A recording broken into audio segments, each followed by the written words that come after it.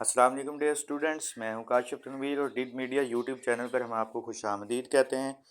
तो चलें हम अपना टॉपिक स्टार्ट करते हैं। जैसा कि लास्ट टाइम हम लोगों ने इंडियन काउंसिल एक्ट 1909 के बारे में हम लोग पढ़ रहे थे।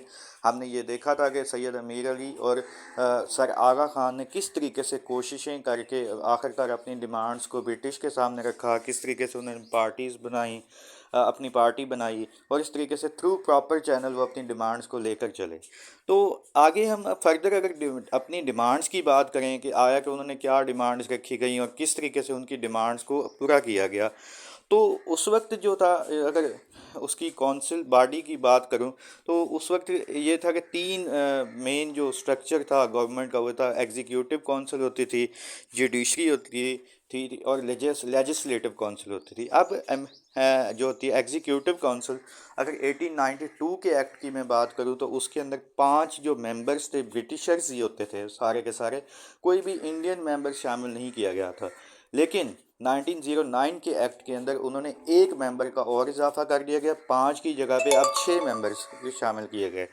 तो जिनमें से एक जो मेंबर था वो इंडियन होगा। उन्होंने कहा कि वो मुसलमान, इंडियंस में से अब वो मुसलमान भी हो सकता है और हिंदू भी हो सकता है। 1909 से 1910 तक जो एक मेंबर रहा वो कोई हिंदू था, और 1910 से 1911 तक जो सैयद अमीर अली साहब जो कि मुसलमानों के लीडर थे, जो कि डिमांड्स भी आगे लेकर गए, तो वो एक किस्म की एग्जीक्यूटिव काउंसिल के अंदर वो भी मेंबर है। बाकी बात की जाए जुडिशरी की, तो जुडिशरी के रिलेटेड मुसलमानों की डिमांड्स को कोई जो थे ब्रिटिशर्स वो खातर ख्वाह में ना लाए, उन्होंने बल्कि जुडिशरी के अंदर मुसलमानों की डिमांड्स को मानने से क्लियर इनकार कर दिया। उन्होंने कहा कि इसके ऊपर फर्दर हम देखेंगे कि क्या फ़ैसला होना है। फ़िलहाल जुडिशरी को जो जो सेटअप है उसको बिल्कुल वैसे का वैसे ही रहने दिया जाए।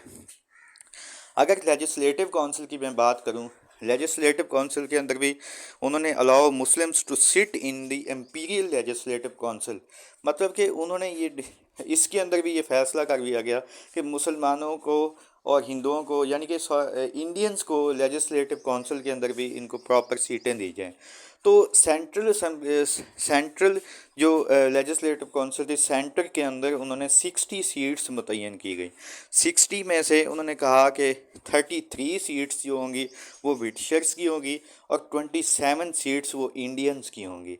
अब देखा जाए कि 27 सीट्स तो उन्होंने दे दी थी इंडियंस को, तो अब मसला यही वो वहाँ वहाँ पे एक वही खड़ा था कि 27 सीट्स पर अगर इलेक्शन करवाए जाते तो इंडियंस में ख़ास तौर पर जो हिंदूज़ थे वो तो मेजॉरिटी में थे।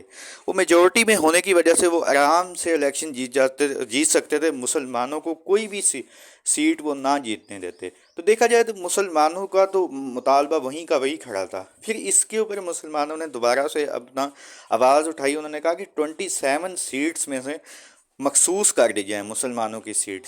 तो आखिरकार उनकी डिमांड्स को मान लिया गया और 27 सीट्स में से 6 जो सीट्स थी वो मुसलमानों के लिए मखसूस कर दी गई। उन्होंने कहा कि 27 के अंदर 21 बाकी 27 में से 6 जो सीट्स हैं वो उसके ऊपर सिर्फ़ और सिर्फ मुसलमान ही इलेक्शंस लड़ेंगे।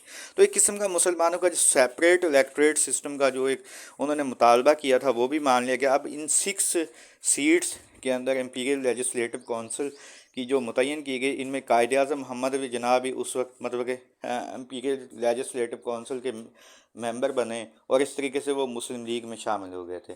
आगे जो फर्दर हम देखेंगे कि जो सेपरेट इलेक्टोरेट सिस्टम जिसके ऊपर सबसे ज़्यादा देखा जाए तो इंडियंस में से हिंदूज़ जो थे मेजॉरिटी में थे, उनको सबसे ज़्यादा प्रॉब्लम थी।